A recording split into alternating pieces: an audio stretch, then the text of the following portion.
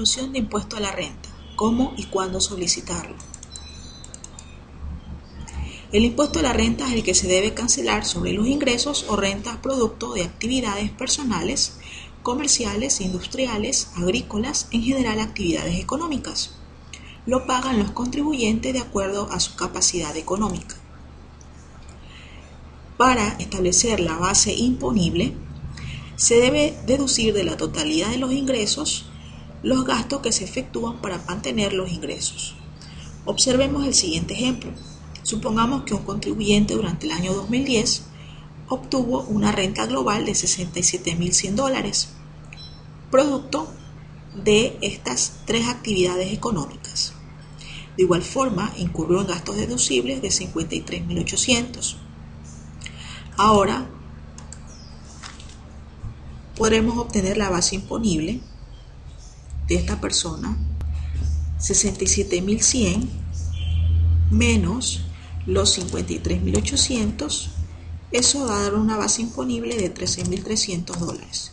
Con esta base imponible ahora podremos calcular el impuesto a la renta causado por esta persona durante el año 2010.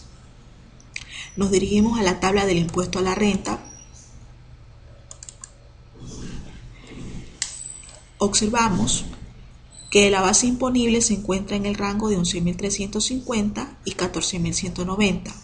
En este caso, el impuesto a la fracción básica es $122 y la tarifa para la fracción excedente es del 10%. El cálculo del impuesto a la renta. El impuesto a la fracción básica es los 122 que observamos en la tabla. La fracción excedente es la diferencia entre la base imponible y la fracción básica. Al resultado que obtenemos le vamos a aplicar la tarifa para esa que es del 10% en este caso. Ahora el impuesto a la renta causado es 122 más los 195. Eso me da igual a $317, que ese sería el impuesto a la renta causado por esta persona durante el año 2010. La devolución del impuesto a la renta se da en los siguientes casos. Si no existiese impuesto a la renta causado o si el impuesto causado fuera inferior al anticipo pagado más las retenciones, el contribuyente tendrá derecho a presentar un reclamo de pago indebido o una solicitud de pago en exceso, o usarlo como crédito tributario sin intereses para el pago del impuesto a la renta que cause en ejercicios impositivos posteriores, y hasta dentro de 3 años contados desde la fecha de la declaración. Pago indebido es aquel que se genera cuando el contribuyente no causó impuesto y mantiene un crédito tributario por retenciones o anticipos, como es en este caso. Observamos la tabla.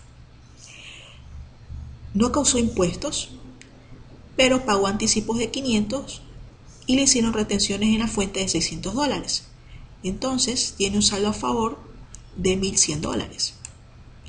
También se configura cuando un contribuyente causa un impuesto sin que la ley haya establecido alguno o ha pagado de forma duplicada. El pago en exceso es aquel que se genera cuando el contribuyente causó impuesto y mantiene un crédito tributario por retenciones en la fuente o anticipos, que es superior al impuesto. Observemos la tablita. Para este caso, el impuesto causado es de $317. Anticipos pagados 500 y retenciones en la fuente 600. La suma de estos dos da $1.100, que es superior al impuesto a la renta causado. Esta persona tiene un saldo a favor de $783. Si se diera un pago en exceso o un pago indebido, el contribuyente tiene derecho a presentar una solicitud o reclamo al SRI para que éste haga la devolución del impuesto al contribuyente. El SRI tiene un plazo de 120 días para la devolución. Adjunto a esta solicitud o reclamo, el contribuyente deberá de presentar los siguientes documentos: llenar el formulario 701A, cédula y certificado de votación, impuestos a la renta de los ejercicios fiscales solicitados, libreta de ahorro, estado de cuenta, comprobantes de retención en la fuente que le han sido efectuadas, archivo informático en medio magnético de las retenciones que le han sido efectuadas. Observemos ahora el formulario 701A. El formulario 701A, que corresponde a la solicitud para el reclamo por pago en exceso, contiene las siguientes partes. En la parte superior se deberá llenar la información de la autoridad administrativa a quien se formule la solicitud o reclamo. En la parte A se detalla la identificación del contribuyente. En la parte B se detallará la información sobre las declaraciones que son objeto del reclamo o solicitud. En la parte C, periodo tributario y valores solicitados, se deberá señalar los datos de las declaraciones, los mismos que guardan relación con la parte B del formulario. En la parte D se encuentra un espacio para detallar el motivo del reclamo o solicitud. Este campo no es obligatorio. Se especifica la forma en que se realizará la devolución de los valores, la que procederá en notas de crédito o en efectivo dependiendo del caso. Si es nota de crédito, será a favor del contribuyente que solicita la devolución por esta vía, o acreditación en cuenta, en donde el contribuyente deberá tener una cuenta en la que él sea el titular. Pago en ventanillas del banco para montos menores a $200 y se hará a través del Banco del Pacífico.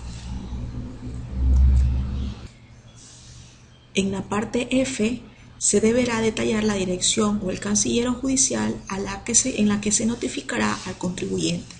La dirección puede ser la misma del domicilio tributario que se registra en el RUC u otra distinta que el contribuyente considere pertinente. De esta manera, el contribuyente podrá adjuntar dicha solicitud a los otros documentos necesarios que se requieren para solicitar la devolución de sus impuestos pagados en exceso, documentos que ya mencionamos anteriormente. Es así como se debe de solicitar la devolución de los impuestos a la renta. Recordemos que el reclamo se encuentra sujeto a verificación previa, por lo que la sola presentación no garantiza su aprobación.